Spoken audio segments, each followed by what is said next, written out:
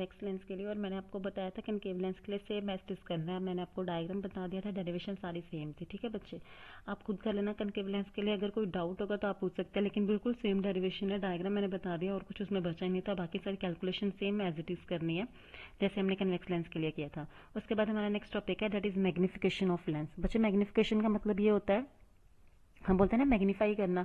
Magnify का मतलब होता है किसी भी चीज़ को बड़ा करके देखना। ठीक है, मैग्नीफाई मतलब उसका साइज इंक्रीज करके देखना।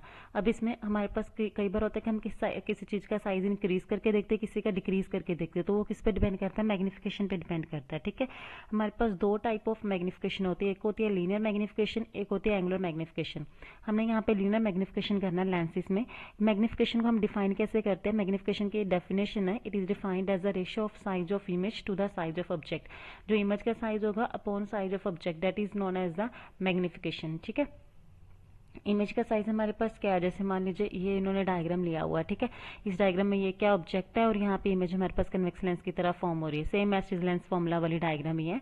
ठीक है, अब इसमें इसकी हाइट कितनी, ए डैश बी डैश है ना, तो यहाँ पे क्या आ जाएगा, A dash B dash upon object की हाइट कितनी, ए बी है, तो यहाँ पे क्या आ जाएगा, ए बी आ जाएगा। तो हमने पीछे वाले डायग्राम में हमारे पास ये वाली इक्वेशन आई थी ना कि A dash B dash upon A B किसके इक्वल है, O A dash upon O A. अब ए डैश बी डैश क्या, इमेज की हाइट है। बच्चे ये आपके पास क्या है, इन्वर्टेड है, मतलब डाउन है। डाउनवर्ड हमारे पास क्या होता है, नेगेटिव होता है, तो यहाँ पे माइनस आई आ जाएगा।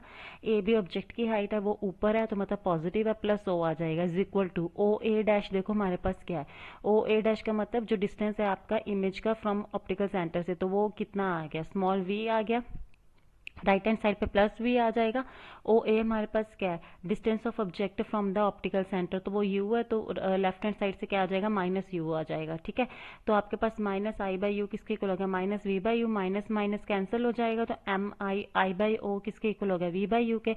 आई बाई ओ हमारे पास क्या है, इमेज की हाइट अपॉन ऑब्जेक्ट की हाइट क्या है, मैग्निफिकेशन है, तो मैग्निफिकेशन किसके इक्वल हो गया, वी बाई यू के इक्वल हो गया। तो मतलब मैग्निफिकेशन का फॉर्मूला हमारे पास क्या आ गया, वी बाई यू आ गया। ये तो एक फॉर्मूला आ गया। दूसरा फॉर्मूला हम कहाँ से निकाल सकते हैं, लेंस फॉर्मूला में से हमारे लेंस फॉर्मूला लेंगे, लेंस फॉर्मूला से वी बाई यू की वैल्यू निकालेंगे और वो यहाँ पे पुट करेंगे, वहां से हमारे पास क्या आ जाएगी, मैग्निफिकेशन आ जाएगी। ठीक है, वो उन्होंने नीचे फाइंड किया, आप यहाँ तक भी हम कर सकते हैं। ये हमारे पास क्या हो गया, मैग्निफिकेशन ऑफ लेंस हो गया। ठीक है बच्चे, उसके बाद some important facts spherical mirror के, ये हमने नहीं करना। उसके बाद हमारे पास ये हमने करना है फोकल लेंथ करना है हमने। जैसे उन्होंने focal length of combination of lenses बताया। बच्चे जो ये वाला है ना, ये हमारे पास कहाँ पे यूज होता है, न्यूमेरिकल में आपको आ सकता है कि फोकल लेंथ आपने बतानी है कॉम्बिनेशन ऑफ लेंसेज की। जैसे फोकल लेंथ मतलब बच्चे देखो, कॉम्बिनेशन ऑफ लेंसेज मतलब दो कन्वेक्स लेंस को उन्होंने जोड़ दिया। देखो एक कन्वेक्स लेंस की फोकल लेंथ कितनी होगी, f1 होगी, तो दूसरे की फोकल लेंथ कितनी होगी, f2 होगी। तो इसका फॉर्मूला हमारे पास क्या होगा, 1/f is equal to 1/f1 plus 1/f2। जैसे हमारे पास रेजिस्टेंस इन पैरेलल का फॉर्मूला था ना, वैसे ही सेम एज इट इज हमारे पास फोकल लेंथ ऑफ कॉम्बिनेशन का फॉर्मूला है। ये आपने एज इट इज ही करना है कि अगर हमारे पास दो कन्वेक्स लेंस को उन्होंने जोड़ दिया, तब हमारे पास टोटल फोकल लेंथ किसके इक्वल होगी, कैपिटल एफ के, और उसका फॉर्मूला क्या होगा, 1/f is equal to 1/f1 plus 1/f2। ठीक है, ये नीचे वाला हमने नहीं करना, सिर्फ हमने ये वाला फॉर्मूला करना है। ये तब करना है जब आपके पास कन्वेक्स लेंसेज के बीच में कोई भी डिस्टेंस नहीं है।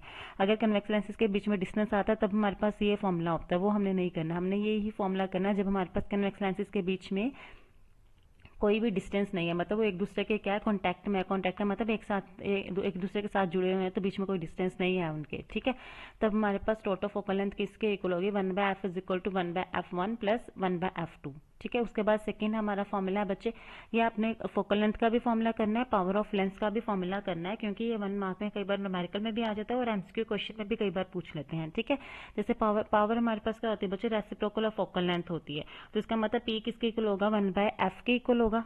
ठीक है, और इसकी यूनिट हमारे पास क्या होती है, डायोप्टर होती है। Reciprocal of focal length of a lens is known as the power of the lens and is unit is diopter. ठीक है, डायोप्टर किसके इक्वल होता है, 1/f इन मीटर, मीटर में। अगर फोकल लेंथ मीटर में है तब आपके पास होगा, अगर फोकल लेंथ सेंटीमीटर में है तो मीटर को सेंटीमीटर में पहले कन्वर्ट करेंगे, डिवाइड बाय 100 करेंगे, वो ऊपर चला जाएगा, तो 100 bye focal length in centimetre होगा। ठीक है, अगर आपके पास मीटर में है तो 1 बाय फोकल लेंथ होगा डायोप्टर, और अगर आपके पास सेंटीमीटर में है तो 100 बाय फोकल लेंथ होगा। ठीक है, तो ये आपके पास देखो, अब ये तो हमारे पास जर्नल आ गया कि पावर ऑफ लेंस किसके इक्वल होता है, रेसिप्रोकल ऑफ फोकल लेंथ। ठीक है, 1/f। अब अगर दो लेंसेज को कंबाइन करते तो फोकल लेंथ क्या होती है, 1/f is equal to 1/f1 plus 1/f2।